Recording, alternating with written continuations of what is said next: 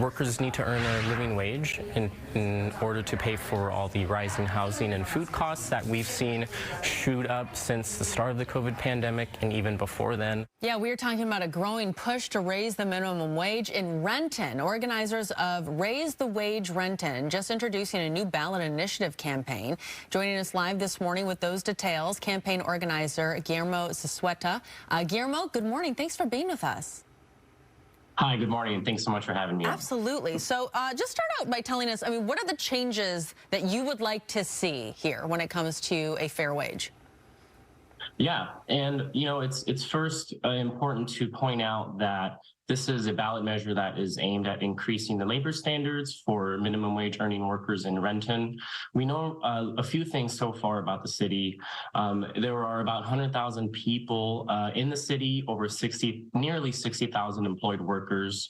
And knowing all of that, we know that the city of Renton is a growing city and that there's lots of interest in big business to come in and employ workers. If you're from the area, you're familiar with the Landing Shopping Center, of course, the downtown urban center, and some of the more office and warehouse districts along the Rainier Greater Way Junction. So lots of different variety of jobs. And we see that because of the success of the Raise the Wage to COLA campaign, we saw that it was an appropriate next step to launch a new ballot initiative in Renton to match the wages earned in that city, also the wages earned in SeaTac and Seattle. So the most incremental change we'll see here is an increase from the statewide minimum that currently applies to Renton, $15.74 an hour for the lowest earning workers to $19 an hour.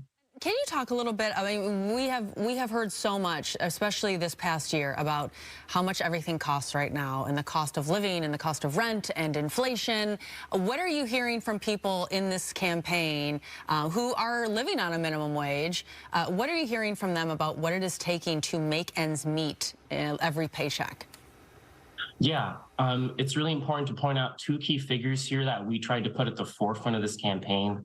According to the National Low-Income Housing Coalition, we find out that a standard minimum wage earning worker would have to work on average about 72 hours a week just to afford a modest one-bedroom home within the city of Renton. You couple that with a second key figure here that on average, a Renton worker spends up to 60% of their income on rent all by itself.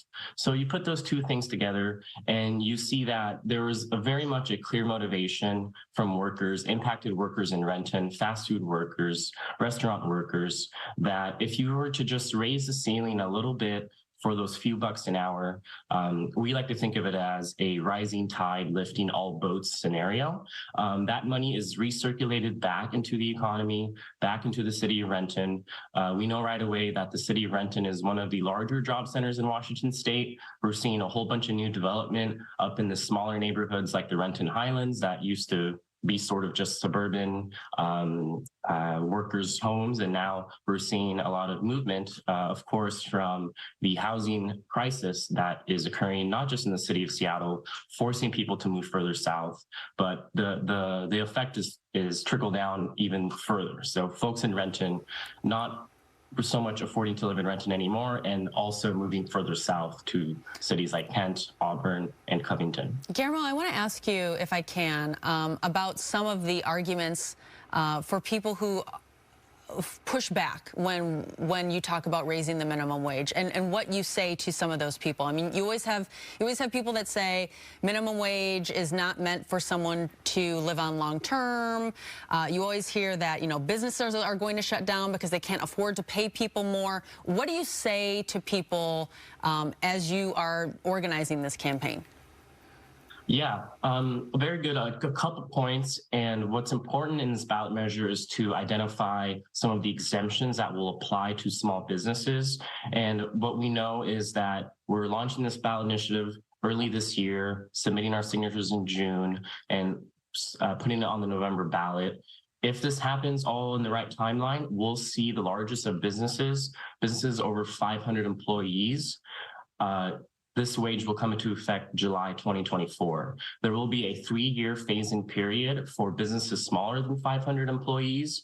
And that way, by 2026, they'll be able to catch up a little bit, those medium to medium-large businesses, for adjusting this wage increase. The smallest of businesses, of course, and here is where we made a direct reference to the mom and pop owner-operated restaurants, cafes, bars that live and work and have been really much the community in Renton, 15 employees or less. They are completely exempt from this ballot measure. The statewide minimum will stay in effect for those businesses. So we think this is a really large appeal. Really quick on that argument about hurting businesses.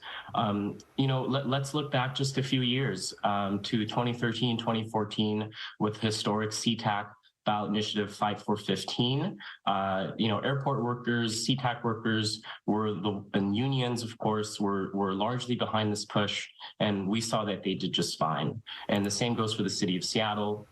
Some businesses that claimed that actually prior to the wage increase in the cities, they were worried themselves about shutting down.